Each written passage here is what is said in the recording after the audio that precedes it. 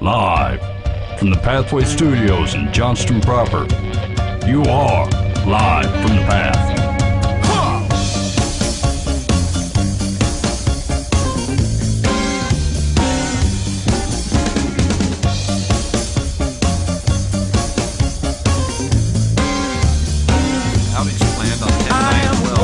And you're listening to Live from the Path. We're broadcasting from the Pathway Studios here in Johnston, Iowa. Maybe. Possibly. Yeah, I think we are broadcasting. Holy cats. Flying monkeys everywhere. Well, hey, thanks for joining us here as the music comes down slowly. My name is Ben Foust. I appreciate you hanging out with us here at Live from the Path.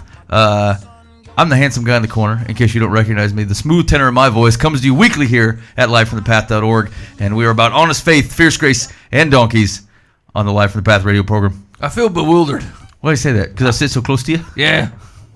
I don't feel right. We shared a womb. I feel like this should be fine. About as close as you can get. I've been running for years. So anyway, here's what we got going on the show tonight. We have a wonderful guest, Keli. Wonderful. You are wonderful. Wow. I've made promises that you have to keep later on. He has never Okay. said that about anyone before. Well, that's true. I feel honored. I think you should be. Anyway, Kelly's here, and she's going to talk to us about a mission trip that she's got coming up. Sounds like some really interesting stuff, and it's in the Haitian Dominican Republic. That's how I like to refer to it. Where the Creoles are. Yeah. Hey, did you know? So Jacob, check that out. So Creole is a mix of any language. It's not just a specific type. You can have Chinese English. What? You could be a China English and call it Jacob, Creole. you can't talk. You don't have a microphone. That's true. All That's right. true. So I could take any two languages together and push them together, and then it's Creole. Don't make me come after you. Yes, any two languages. Okay, that's good to know. Wow. I'll have to keep that in mind. So I don't know. It's not as interesting as you were. I think. No, you were it's hoping. true. I thought it was classic, and it didn't turn out. It's got no legs. No. So here's what else. We're going to talk to Kelly and see what's going on. Also, we are on week 21 of from the goddessmagery.com guy. We're looking at proof 21. What's the proof for this? For this one is understand Jesus' core message. Oh, I think that I do. There's a lot of capital letters in here. I think it's going to be a classic argument. Okay. So I'm pretty excited about it. We're also going to do. We got some Dear Life from the Path. We do. And I also have a pompastic talk to 10,000 people moment that Ben has been pushing. Yeah. So, but Mike has an audience of 10,000 people who don't want to move further in their week until they hear what Mike has to say. This is what he's going to be talking about. It's a game changer. Okay. It's a real life shaker-upper. I can't wait. I'm excited about it. Also, I'm shaking right now. we're going to be doing some Secular versus Solomon. No doubt. Yeah, we got that fired up and ready to go. Okay. And your chat, and I think that'll cover us for the night. That's a big whiz bang of a show. I know there's a lot of stuff going on. So thanks for hanging out with us here. And I tell you what, let's get to know our guests just a little bit. So Kelly, here's the deal. Before they care about your story, people Okay. need to care about you. Okay. So tell us a little bit about yourself. What makes you so wonderful? Well, I just am, I guess. Since you have dubbed me wonderful, then I guess that's what makes me wonderful. I like that. I think that's true. Thanks. Please don't feed Ben, okay? Don't say Hey. nice things about him or get him egotistic up. It's hard to get down. You're not wonderful. Okay. Okay, so I don't really know what you want to know about me. I've been going to Pathway for several months now. Closer to a year, I think. Where are you from originally? That's a good question. There we go. I am originally from Vermont, actually. That's where I was born and raised for, Were you forced out due to criminal activity? well, Were you bootlegging whiskey? That's what he's asking. Do they speak Creole? What happens there? well, since I just learned what Creole is, then that's probably not it. But Right. no, my dad is a minister, and we've moved around many times. So most recently, I was living in Wisconsin, actually, which is where my parents are currently living. So No doubt. Do you have for having moved around a lot when you were little, do you have a favorite spot, a favorite state, favorite location?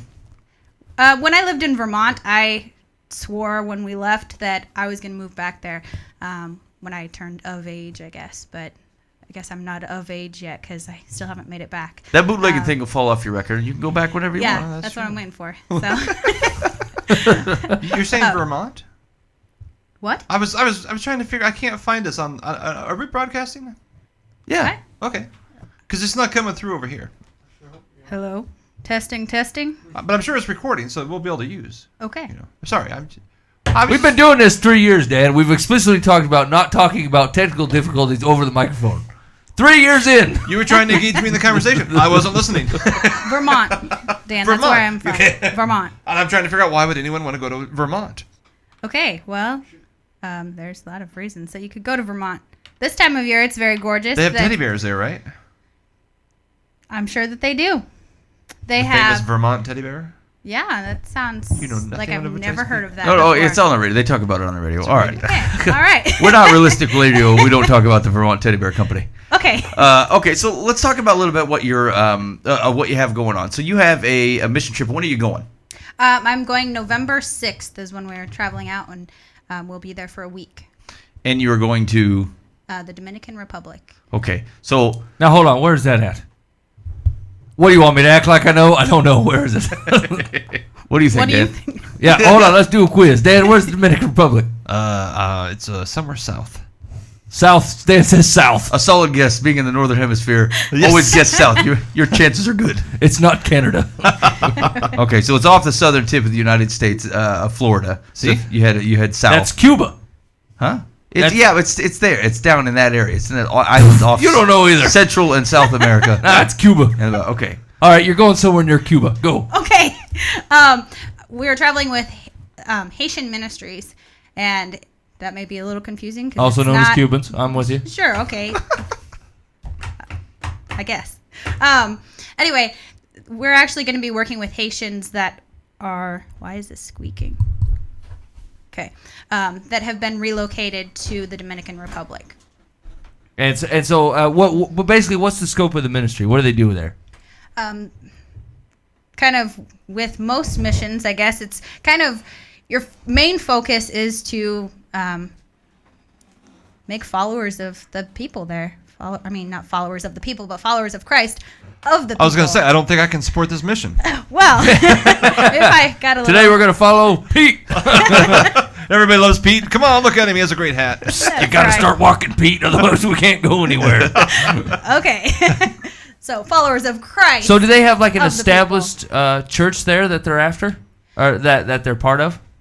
As in a denomination? Is that what you're... Well, not necessarily, but like, is there a church that like that everybody attends there, or are you guys just like a street outreach ministry? There are actually 7 churches in the area, and there is one main mission house, I guess you could call it. The missionary that's there his name is Jean Paulite, and he's the one that we'll be working most closely with.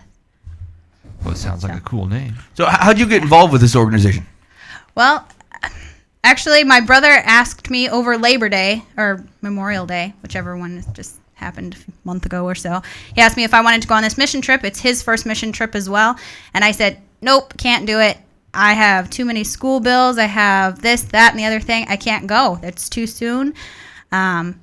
And I got home, and I was just thinking of a lot of different things what my goals were for the next couple of months. And I just thought, man, my priorities are a little screwed up. And I just thought, I'm not doing what I'm here for if I don't know how to explain that, I guess. I feel like I'm here for a bigger purpose than to pay off my school loans, which I understand that's a big part me of... too. I feel that way about all of it. Down with school loans. You're right. It's a big part of responsibility. I understand that. What am I doing here? And I think that's true. I think you that's a realization that I think a lot of times we get caught up in the lives that you lead, Yeah. the things The that you're mundane. supposed to do, right? I'm supposed to work. It makes sense to work. No one's Yeah. arguing about working, but like when you look at the big picture, your life is filled with a bunch of little things that you're supposed to do, and you don't actually end up doing the thing that you were created to do. Right. You're ending up describing everybody on cell block E. You know what I'm saying? What's I'm that? tired of doing what everyone else is doing. I'm going to do my own thing. That's what gets you in the slammer. No, what? No. Yeah, I'm saying free thinkers. The downfall of society. Do what you're told. Anyway, so when you go on this thing, then you say you're going to be gone for a week, right? Correct. And you're helping to build build a place for people to stay at, for refugees to stay at. What it is, Jean works with men in the area churches or brings men in from the community, and he trains them to be ministers or teachers, leaders of the area churches. So when he brings them in, he kind of needs a place for them to stay.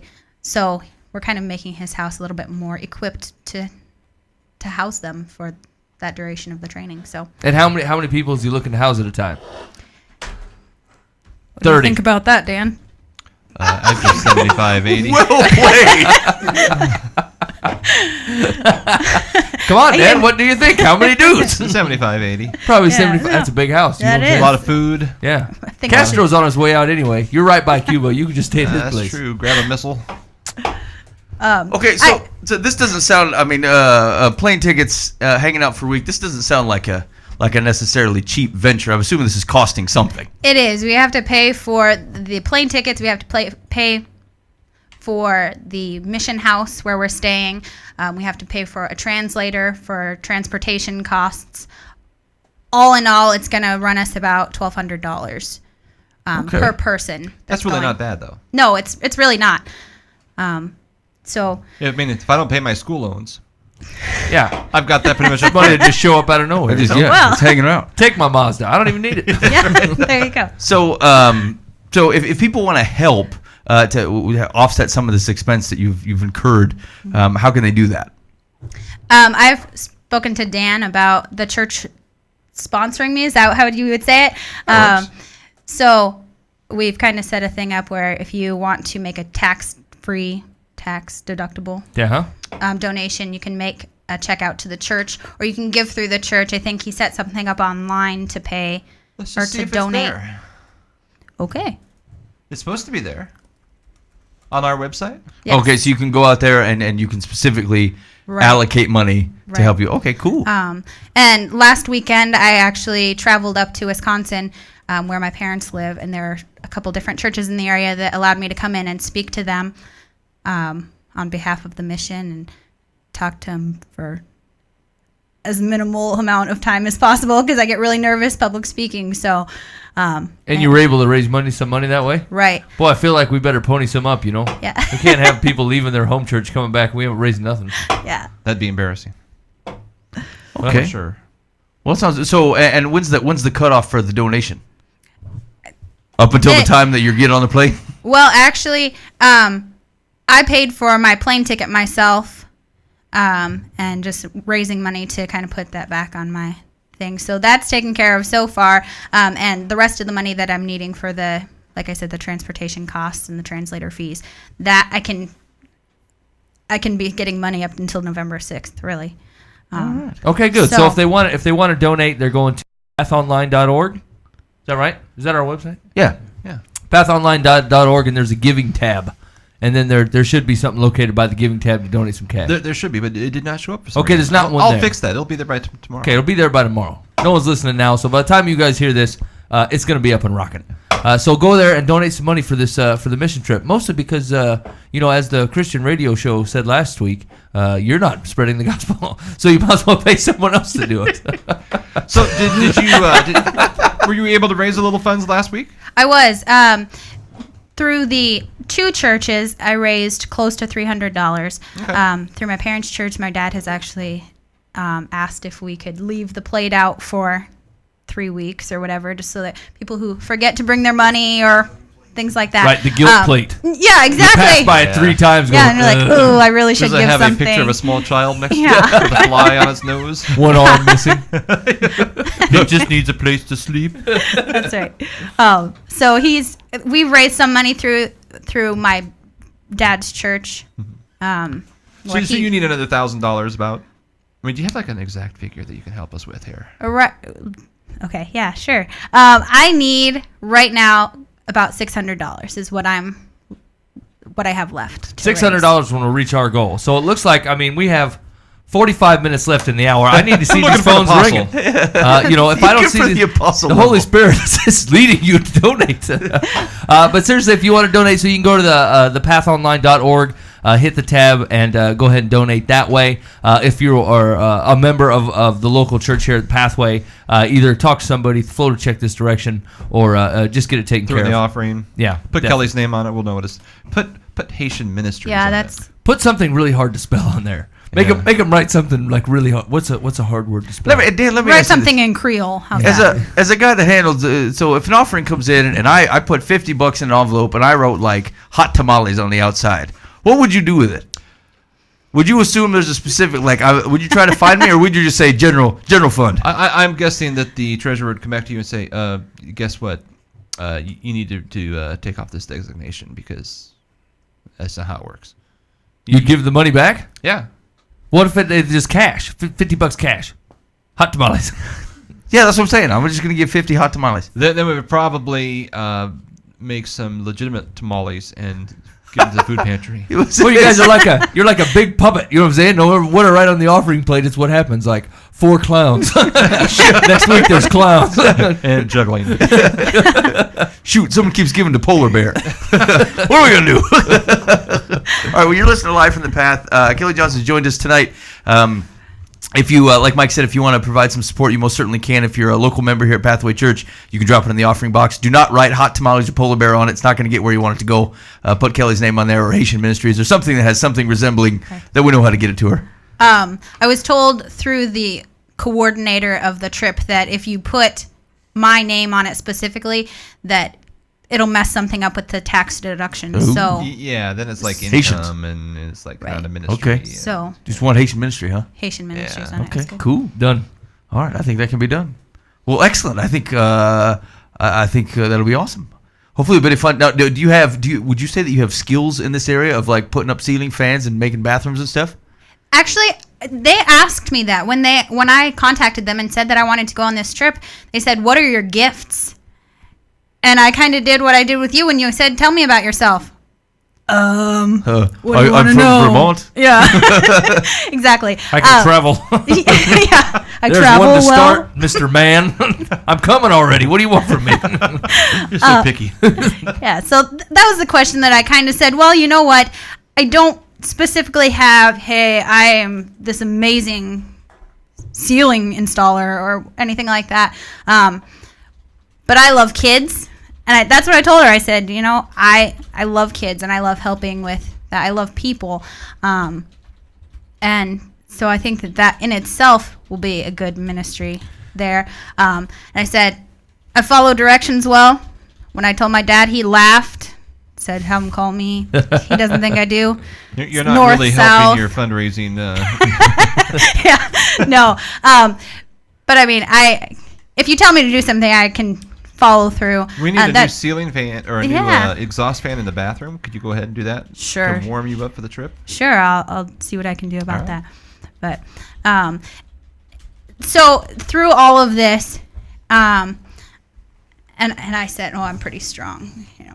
Oh, yeah. I have 3 older I brothers. tack that on everything I say, too. Of course, yeah. Would you like a Big Mac? You bet I do, because I'm Big and bulky. strong. No, I'd get 3, but I'm low on cash. no. So I said, if you give me a project to do, if you need things moved, I can move it. Especially kids. Yeah. right. But when I actually talked to them about ministering to the people, I found out that culture, the women are actually kind of Strong? lower. Oh. Yeah, strong. Oh. No. What So, are those? So, and I don't exactly know the culture per se, but You're just there to It's- kind of help. yeah, do and some that's stuff and that's around. exactly when I Physical. told her those things. She's like, "Great, that's what we need," because she said we'll have the men there that will minister to the other men and the women. There will be a day when they're ministering to them. Then the 3 of us ladies that are going will be traveling to the area schools and Oh, well, good. helping them. So That sounds like a very like an informative time. You know what I'm Yeah. saying? A chance to lend a hand and see what other cultures are like and talk some Jesus. Maybe if not a ton, but at least some. Yeah. You know, just to see how the culture's going. That'd be What, very cool. what language do they speak down there? Is it Spanish? French. French? I French. Is it really? French Creole, yeah. I think it. I think there are some that will speak Spanish, and I don't know other languages. maybe some Because you're not pig there Latin. to speak. You're but, there to swing a hammer and, Yeah. and paint and so do what is necessary. and I feel like loving people and helping people really you don't have a lot of language barrier with that. Yeah, You a just, hug is the same in all languages, Yeah. man. It's the same. Oh, that should go on a mug or something, Yeah, or I'm a sure- That's kind of Mike's T-shirt. slogan. I sure did. If I wasn't so bulky, I wouldn't have broken that. That's not true. What? Your basic hug is an assault in Burundi. No, it isn't. It sure is. Did you- Man, did we do a quiz here with did we talk about that, like the different cultural profanities that aren't profanities in our language? Like the wave is like a super offensive in French or something. I can't remember. Yeah, see, you can't give the peace sign in England. People don't like it. Well, It's not a great quiz. I'm gonna try to keep myself in check. Then I It's don't wanna probably cause good to any know trouble. some of this stuff before you go. I guess. So maybe I should be careful who I hug, huh? That's right. Yeah, no doubt. Yeah. How do you find that out? Dirty gestures in Haitian? Does this offend you? Dear Google, things not to do in Burundi. You're listening to Live from the Path. Thanks for joining us so far tonight. We do appreciate. Hey, many apologies to you all that are hanging out on the chat. We're having an extremely slow stream tonight. So hopefully we'll catch you on the back end. We'll post the full show in excellent quality. Yeah, and the podcast picks up full quality. Yeah, right? yeah. So we'll get all that stuff out to you so you can watch it. And we'll just rebroadcast the show straight on tomorrow at the same time so that you can watch it there live and do the chat and stuff. So I appreciate you guys hanging out. I tell you what, let's delve into one of the other items that we have to do tonight, which is we're on week 21 from GodIsImaginary.com. So this is a guy. He's a man that does not believe in the Lord. And he's got 50 proofs of how God is imaginary. We're walking through those as a lighthearted but hopefully helpful exercise. I think there's a legitimate. I think he looks at these and says these are proofs for me that God is imaginary. And so as people that love God and follow Christ, we should be able to discuss those in a helpful manner for people who do believe that, and see if we can come to the conclusion that God is indeed not imaginary. So here's he's got 50 proofs we're walking through week by week. This is proof number 21, and this one is understand Jesus's core message. And here's his explanation. It says, simply take a moment to think about the following statement. Hello, oh boy. Hello, my name is Jesus. I love you deeply. I have loved you since you were conceived in the womb, and I will love you for all eternity. I died for you on the cross because I love you so much. I long to have a loving personal relationship with you. I will answer all of your prayers through my love. But if you do not get down on your knees and worship me, and if you do not eat my body and drink my blood, then I will incinerate you with unimaginably torturous pain in the fires of hell for all eternity. Bwaha, ha ha ha ha! Exclamation point. Yes, this is the central message of Christianity. See John 6:53-54 and Mark 16:16. Think about this message. We have a being who, according to the standard model of God, that's capitalized. What is that standard model of God? You heard that? I don't believe it's a capitalizable doctrine. I'm unfamiliar with the I have no idea. standard model of... Okay. We have a being who, according to the standard model of God, embodies love. Yet, if you do not get down on your knees and worship him, you will be physically tortured for all eternity. What sort of love is that? The utter silliness and contradiction of Jesus' core message should make it obvious to you God is imaginary. What do you think, Dan Hudson? Some things popped out. We've determined through the previous 20 posts of his that he has some issue with prayer. He does bring in prayer again. He doesn't say it works or doesn't work. He doesn't say it's effective or not effective. That has nothing to do with proving whether God exists or not. So you can throw that part out. He completely misrepresents really the message of Jesus. He's just being kind of facetious. He's just kind of having fun with it. He's saying, being silly. Yeah, he's a silly man. and going, see, he's imaginary. Once again, it's not his proof. It just proves he doesn't like God. That's all it proves. Like I listened to it, and like to my ears, it seems disgusting. But from an outsider's point, I don't know that he's missed the mark too much. Look, I love you. I died for you. The prayer thing's a bit, obviously. And he's taking literal things that aren't literal, like eat my blood and drink my. Okay, so eat my but see body, that drink my blood. get rid of the prayer. Get rid of the I'll give you anything in prayer, because we've talked about that. That's not necessarily the case. And then the eat my blood or drink my blood and eat my flesh thing, that can go. But like everything else, it's an accurate portrayal. Like God says, look, Right. I made you, I love you, I died for you. If you don't listen to me, you will be incinerated in a fiery pit. Yeah. That's pretty straightforward. Like now here's the thing. Like Is it the way that he's phrasing it that makes it sound ridiculous? So what part of the gospel is he missing in just hitting the bullet points? He's missing the balance of the love and the justice of God. That the justice says when you sin, that there is punishment. The love says, I will pay that penalty for you. And he's totally missing that. And saying, blah, ha, ha, ha, you're going to insinuate, the actual message of the gospel is so clear that God loves you so much that yes, he has standards, and yes, there are rules, and if you break them, then there is punishment. But he said, man, I love you so much, I will take your punishment for you, so I personally will go to the cross for you and die. It is a story of love, not a story of I can't wait to see you burn in hell. And so he's just twisted it, probably because he doesn't really understand it. He's never really read it, never really taken time to get to know God. He's gotten to know religion, and religion messes everything up. So Do you think religion tends to misrepresent this message? I think quite often. Like, here's the thing. I've been thinking about this because I will. A lot of times we talk about this, and I always say things like, I think the church has fallen short here. The church hasn't done a good job here. But the truth is, I'm only looking at people's reaction to the church. Most churches that I've been to, they're pumping the gospel out. They're saying that you're a sinner who needs a savior, and God provided that savior, and look, a perfect. The character of God is perfect and not to be left wanting. And you don't fit that bill.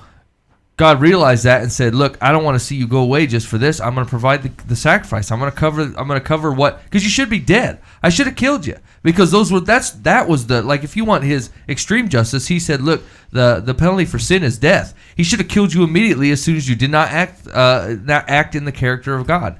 But he didn't, and he provided grace and mercy to do so. And then Christ covers the payment by dying on your behalf.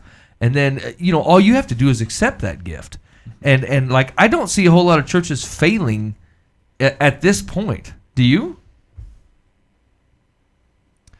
I guess I don't attend a whole lot of churches, right? I attend this one. Right. It's not like I go church to church looking for people who are pumping out unsound doctrine, but like, how are people getting the wrong end of the stick on this thing? Well, people evaluate themselves poorly. Like, for example, he finds it outrageous that the penalty for sin would be death. Right. Because we make concessions on ourselves. I give you an example. Ready? So I was at work this week, and I'm walking up the stairs, and I got a cup of coffee in my hand. And I'm walking, and as you go up the stairs, if you get too much of a jaunt when you got an open thing of coffee, you're gonna spill coffee out the mug. Okay? So I did. I'm walking up between the third and fourth floor, walking up, and I spilled coffee on the mug on the stairs. I'm nowhere near any paper towels. I'm late for a meeting, a pretty important meeting. And it's getting toward the end of the day. Someone will be by to clean it up here in a little bit. The janitor staff is going to come by. The previous day, you're going to see a pattern here. I was in the break area, okay? I had gotten some coffee, and I was turning around to walk away. I'd overfilled it, and I spilled some on the floor. I grabbed the paper towels. They were close. I cleaned it up, and I went on about my business. Now, my first example, right, is it okay that I didn't clean up the coffee in the stairwell because I was a long way from the paper towels? Does that make it right to not clean it up? Just follow me. No. Okay. Does it make it right to not clean it up because I'm late to an important meeting of which I'm an important party? No. Is it okay not to clean it up simply because a janitor is coming by within the next half an hour or so to wipe it up? Yes. And we pay that guy. No. I'm with Dan, but no. Okay. We'll follow your logic. So the thought is like, I made a concession, a bad one, I might add, in my mind, that I thought through the reasons why, well, maybe I don't have to clean up the coffee I spilled in the stairwell. Maybe the thing I did was not so big of a deal not because cleaning up coffee is out of my purview. I did it yesterday, right? But because it's really inconvenient for me to do it. It's going to take time. It's going to cause other impacts that I don't want to deal with. So when people look at their sin, right, they can make a lot of excuses as to why this isn't such a big deal. And they have it in their mind that the things they're doing aren't such a big deal. And so when God says, the thing that you've done is a sin, and it separates you from me, and is punishable by eternal punishment in hell, we look at it and say, well, that's outrageous. I mean, I've done a lot of good things. It's not really so bad. Other people do worse.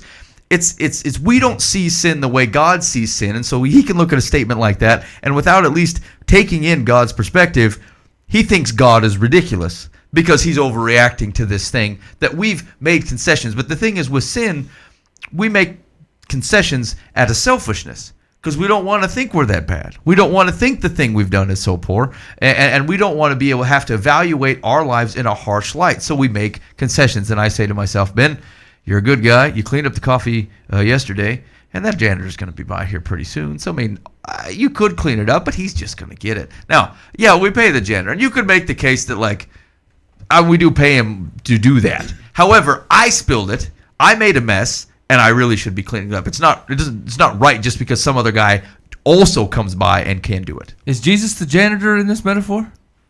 He come by and clean it up? Yes. That really tied it in.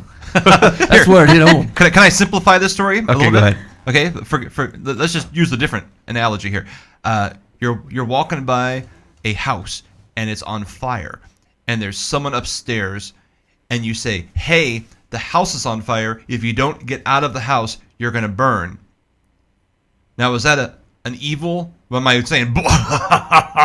Or is that saying, by the way, as a result of you staying in that house, you're gonna burn? I'm trying to save you from that. I don't think you could use that metaphor, because if I was this guy, I would like it say, better. you set the house on fire. But I you didn't. created the burning house. No, it's the laws of the universe. It's And then the way it Jesus is. would say, you made me do it by your behavior.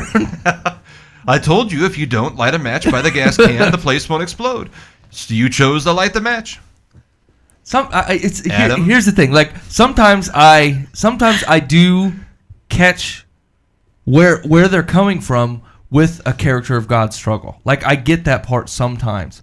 Only and it's see, and I don't know why I get it too, because I understand why God. I'll never understand why God does totally everything that He does, right? But like I get it. He basically says, "Look, I made you to be to compliment me in my own image. I made you, right?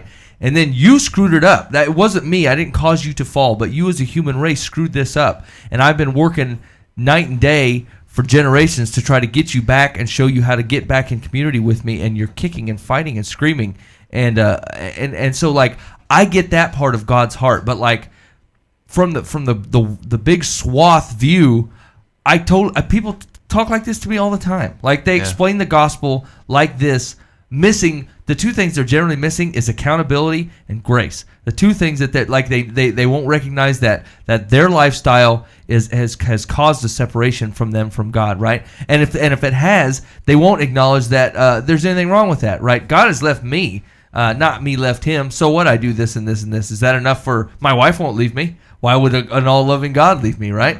Not missing that God's right behind him, working his tail, trying to get people to turn around, and they're just not willing to give up enough of their pride in their own sin to drop it. Right.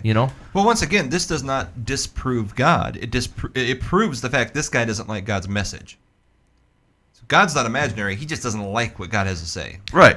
Actually, I mean that's a fairer statement. If you just don't like God, you don't agree with the things that He does, you feel like you're morally superior and that He had bad judgment. Fine. I mean, like God's kind of laid Himself out there and said, "Here's my character." And if you're like, "Well, I just don't like that guy," I suppose that's okay. a better place for you to be in, right? I'd rather it's have you honest. hot or cold, or instead of lukewarm, right? Yeah. If I see a stop sign and think I don't like the message and I blow through it, that doesn't mean there wasn't a stop sign. It just means I didn't like it. I didn't care for it. Yeah. It doesn't disprove the fact that there was a stop Yeah. sign. Good luck in court saying it was imaginary. No. Yeah, it wasn't really there. You said to stop. I didn't want to. Yeah, I didn't even. I saw it. I chose to not acknowledge it. So I feel for him, and he needs to work some things out. But it does not do what he was wanting, which is to disprove. Yeah, basically all it does reality of is feed into people who are looking for a pivot point, right? It's color commentary to get people riled up, right? Like if you're already leaning that direction, you read something like that and you go, "Yeah, that does sound ridiculous," So that's too bad. Yeah. So his last thing was the utter silliness and contradiction of Jesus' core message should make it obvious to you, God is imaginary. That's not a right place for a period. Anyway, he's grammatically aloof. I know, Ben. Sorry, it happened. All right, so that was proof 21. He definitely disagrees with God. God being imaginary seems to be not necessary. Let's take a look at what proof number 22 is going to be, just so you have a preview for next week. Proof number 22 is count all the people God wants to murder. Oh, it's going to be excellent. Okay. There's So out of 21, we have a serious 20 really poor arguments and one half. Yeah. As I recall. Well, like I said, probably what these reveal more is just as much as the Bible is not necessarily a rule set for godly living. More, it just reveals the character of God, so you can determine subsidiary rules. This man is basically revealing his character. That's all he's doing. When you write more than 3 things, your character's bound to start soaking out, right? And his character is he's fighting God something fierce, and he does it all on emotion, right? Count all the people God wants to murder. You use the word murder comes with it years of inflection. Yeah. You know what I'm saying? It's a loaded word. As soon as you say murder, that means more than kill. It means malice and terrible disdain. And so he's binging on emotional arguments, which that's not a bad thing. Like, if you flip that around, emotional arguments made on God's behalf are sometimes very touching, but people see through it sometimes too. Sometimes you got to show up with the cold hard facts and call the gospel what it is. Yeah. All right. So let's see. We'll see what he's got for himself next week on count all the people God wants to murder. Can't wait. It sounds excellent. Well, I'll tell you what we're gonna do. We're gonna do America's. Mike, here's the thing. There's a lot of internet game shows out there. There is. I don't know. It could. I've been stuck in the Creole chat rooms. But if you want to be part of America's fastest growing internet game show, you want to be part of Secular versus Solomon. The connection's not good, so we don't have the video. So I'm going to sing it, and then we'll cut into it. Ready? Here, I'll do the tunes. You do the announcement. Okay. And now, America's fastest growing internet game show, Don't. Secular or Solomon.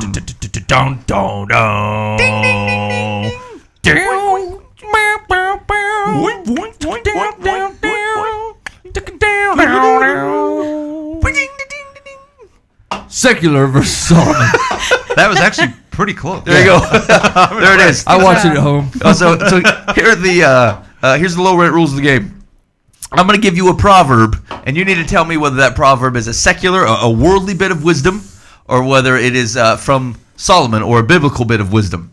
All right. If it is a worldly bit of wisdom, you also need to tell me the country or a region of initiation. Got it. Where did it come from? Everybody clear on the rules? Got it. Yes. Okay, here we go. Secular versus Solomon. Number 1, experience is the comb that nature gives us when we are bald. Experience is the comb that nature gives us when we are bald. Secular or Solomon? Dan Hudson. I'm going to say that's a secular from the Dominican Republic. Bald people in the Dominican say, give me a comb of experience. Yes. Keli Johnson. I believe that it is secular as well. Boy. All countries are on the table, Kelly. Any one of them. All right. Except for that one. Cuba, then? That's close to the Staying in the southern hemisphere, Dominican Republic / Cuba, one country. It's a southern thing. As far as I'm concerned. Experience is the comb that nature gives us when we are bald. Mike. Secular Chinese. Says the Chinese have trouble with bald people. You've seen them. Okay, here we go. First of all, what does this mean? Experience is the comb that nature gives us when we are bald. After it's too late, you figure it out. Hindsight's 20/20. That's the same proverb. Okay. Here's the comb, bald man. Ha ha, too late for you. Once you get in the rickshaw, you realize you should have walked. Yep. I'm with you. Okay. Bummer. So, here we go. Experience is the comb that nature gives us when we are bald. Secular, Belgium. That's right next to China. Belgium is the answer. It's a European distinction, not made by anyone in the room. Dang it. Clever. Here we go. Measure 1,000 times and cut once. Measure 1,000 times and cut once. Secular or Solomon? Keli Johnson. I believe that's secular, and I'm pretty sure my mom said that to me. So does that count as a... Is your mom her own country? Secular, Vermont. Well, she's actually from the West Coast, so... Secular West Coast. There you go. Also not a country. I'm sorry. Hold on. If Troy Eagledinger would have said West Coast, you'd have had him in 2 pieces. No, that's true. I'm sorry. That's because I'm wonderful, though. Be meaner to Keli Johnson. She came in here wonderful. It was tough to do. Okay, I'm going to give you the Ivory Coast just to give it a little more flavor. Okay, that sounds pretty good. Okay, Mike, measure 1,000 times and cut once. Solomon. Mike says it's Solomon. Dan Hudson. I'm going to go secular, and it sounds like maybe the Carpenters Union, so I'm going to say Soviet Union. Okay, measure 1,000 times and cut once. Please send hate mail to dan.hudson@thepathonline.org. Dan says Teamsters. All right. The answer is secular Turkish. Staying in That's Europe. right over there. That's what the birth of the Union. Well, south of Europe. Dang it. Turkey. Wait a second. You tainted my my guess there. You didn't even give me the right guess. Oh, no. I can't give you the Well- answer. That would be cheap, wouldn't it? Yeah, I agree. What happened to I our... at least gave you a legitimate area. All right. Whoever corrects a scoffer gets himself abuse, and he who reproves a wicked man incurs injury. Whoever corrects a scoffer gets himself abuse, and he who reproves a wicked man incurs injury. Secular or Solomon? Mike Foost. Is that ESV? All are ESV. Solomon. Mike says Solomon. Dan Hudson. Solomon. Solomon. Keli Johnson. I agree. She bucks the grain and goes for Indonesia. Whoever corrects Big mistake. Whoever corrects a scoffer gets himself abuse, and he who reproves a wicked man incurs injury. That is Solomon, Proverbs 9:7. An interesting bit of wisdom, because it's not really wisdom, it's just a heads up. Yeah. If you correct a scoffer, you're getting abused, and if you reprove a wicked man, you will get injury.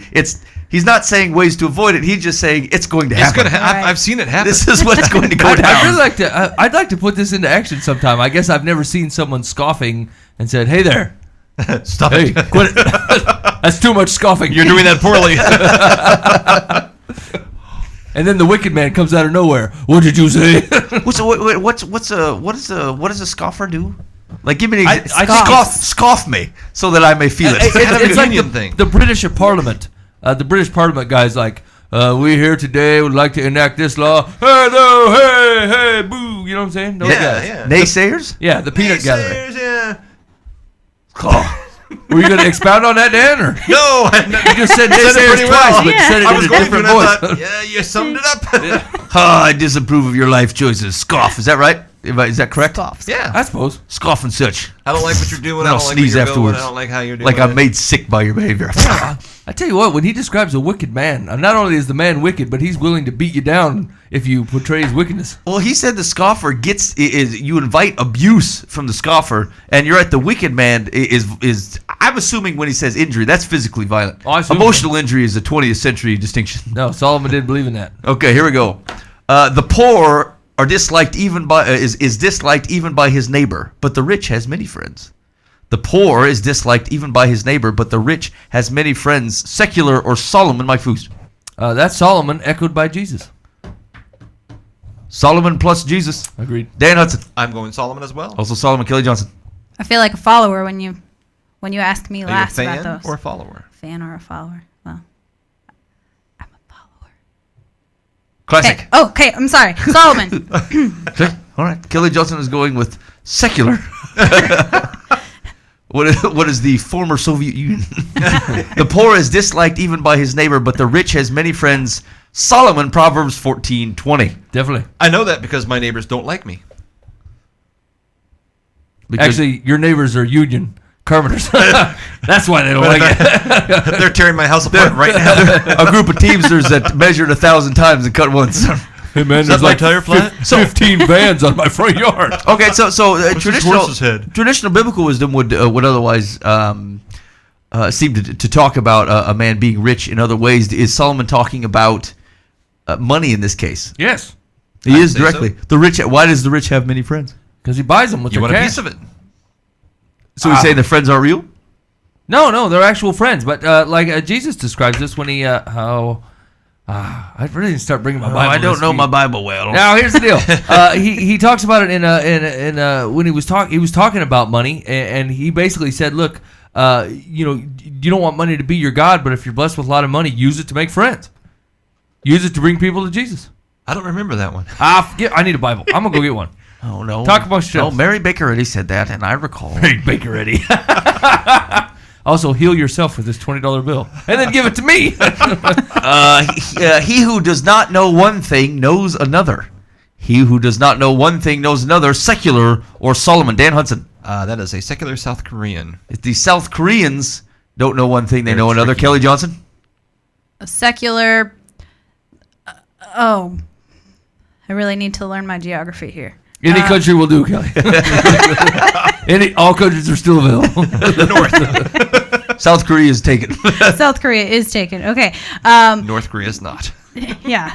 I'll go with. Yeah, sure. North Korea is good. Scandinavia. Yeah, Kelly Johnson yeah. votes Scandinavia. He who does not know one thing knows another. Scandinavian. Mike.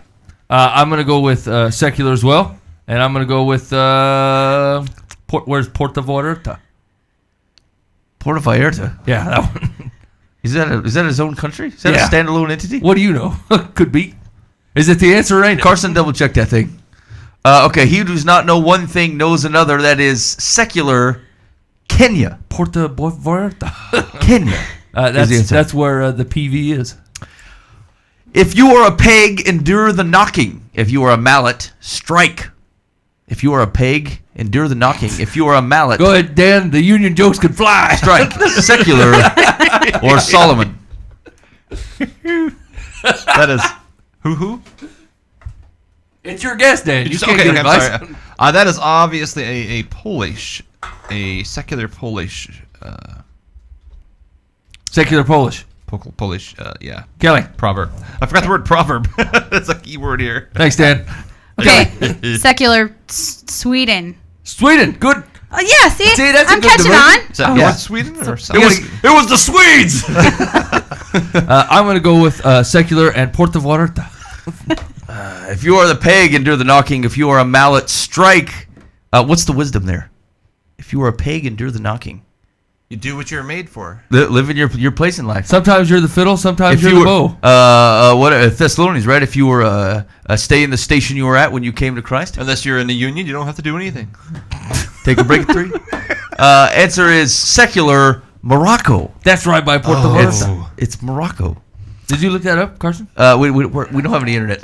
Fair enough. The lips of the righteous feed many, but fools die for lack of sense.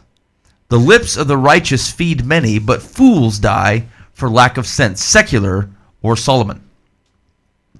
Kelly Johnson. Yes. Solomon. Didn't want to be a follower again. Okay, goes in with Solomon. Mike. Well. Solomon. Dan Hudson. Solomon. That's 3 for 3 on Solomon. The give that to lips Kelly.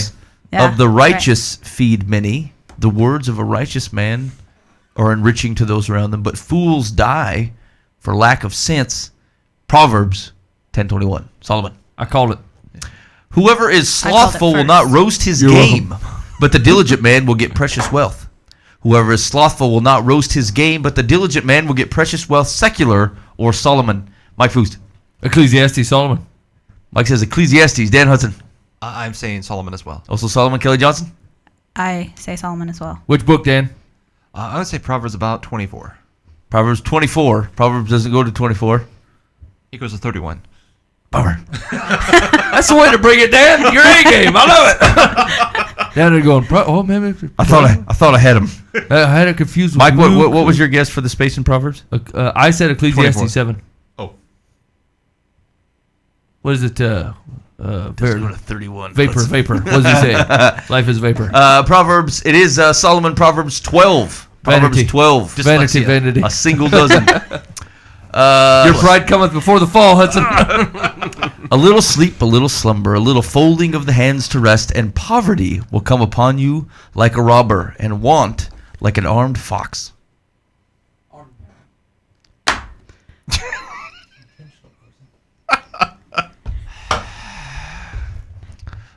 Secular or Solomon? Solomon. Solomon? Is it fox or dude? It's man. Okay, if it's fox, I'm going secular and fox country. If it's not, I'm going Solomon. It is Solomon. Proverbs 6. He who goes to bed hungry dreams of pancakes. He who goes to bed hungry dreams of pancakes. Secular or Solomon? Dan Hudson. That is a secular Belarus. Belarus. Is that how you say that? Hudson goes. Are you just looking reading it. up? Are you looking up countries on the internet? I did this time because I can't think of it. All I know is South Korea. Belarus? How do you even know that? It's from Belarusia. It's like Who knows that? Who even cares? Wait a second. I have a friend who lived in Belarus. Yeah, Belarus. I'm You saying cheating Ukraine. weevil, Dan. Ireland. America. He who goes to bed hungry dreams of pancakes. Keli Johnson. Secular, Belgium. Secular. Going for Well- two for the Belgians. Belgian waffle. Well, yeah, that's what I thought of. Oh, but- Russ. I did not say that one. Those are two different places. I'm going secular and Chile. When I was in school, we learned Soviet Union. There are two countries, big Brother one. Hudson. Soviet Union and everyone else. Belarus, not important. Now get in cab. We squashed them. Belarus is fake Russia. Have Bell on front, like little boy. All right, he who goes to bed hungry dreams of pancakes. Malta, secular Malta. Malta, it's like a multiple meal. What a mistake. Yeah.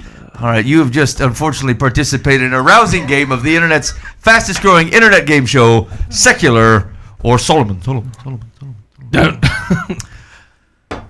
was that? What are you doing over there? I just looked back there and thought, oh, there must be a hole in my curtain. I'm distracted. Okay, you ready to dish out some advice? Yeah, let's have it. Yeah, okay. Here we go. Dear Live from the Path, I have been dating a man, Jerry, who committed a crime years ago. He and a friend participated in several robberies. Jerry was unarmed and no one was hurt, although the victims were traumatized. Jerry was caught, served time in prison, has completely reformed his life.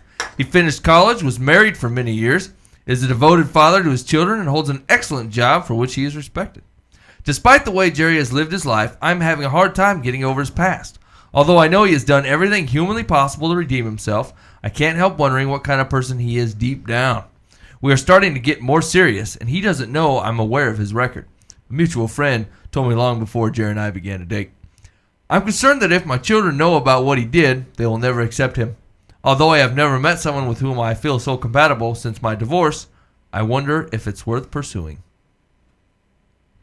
Wait a second. Did she say that he was married and divorced, or is he still married to this first lady? He was married for a while, she said, which I assume means it ended. Oh, okay.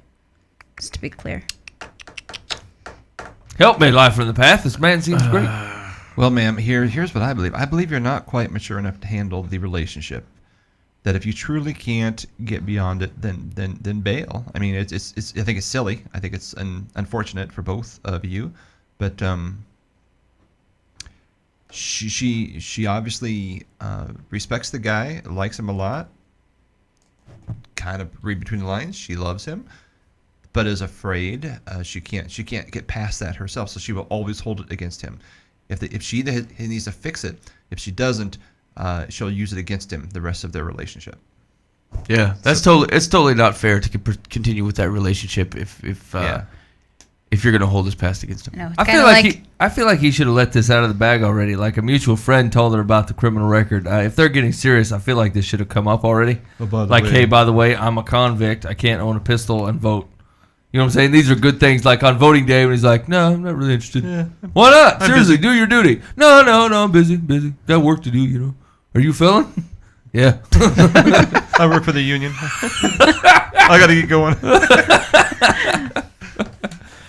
Yeah, I feel like there could be a lot more, and maybe it should inform her that maybe she's not raised very tolerant children. Obviously, the man's paid his debt to his society. He's trying really hard not to follow down that same path. He hasn't done everything humanly possible, like submit his pride and ego to Jesus Christ and live a righteous way of living. But apart from that, her kids don't seem to be very tolerant of a guy who lives. I think she's using that as an excuse for her to be able to hold on to it. Like, I'm protecting the children by holding on to this. Yeah. Keli Johnson, what are your thoughts?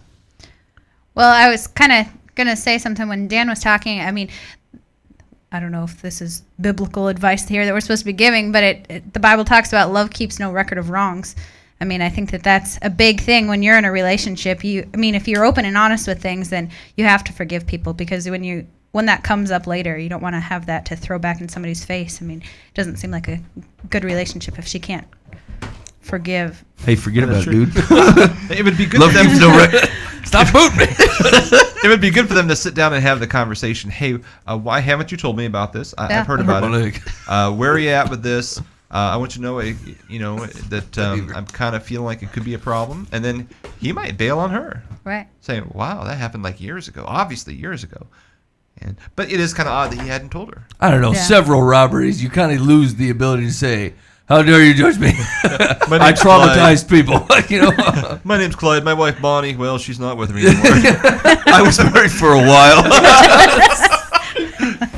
Till Geraldo discovered her hideout.